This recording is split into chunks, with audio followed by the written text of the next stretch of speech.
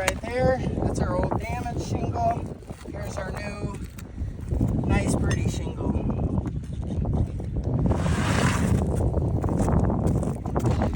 Now, in order for this to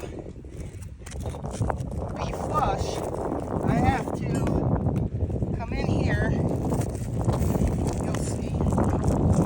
Keep it situated.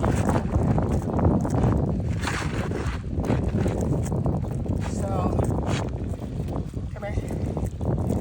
You'll see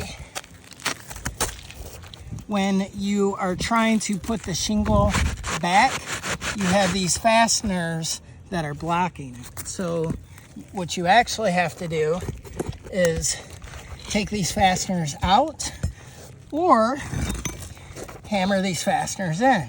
But you'll see the manipulation of the shingle where you're told that you can only manipulate a shingle 45 degrees, but that's impossible. That is absolutely impossible because you cannot put the shingle in place without removing that nails or putting new nails or fasteners in. So we're going to now slide the shingle in place and we're going to line it up as best as we can.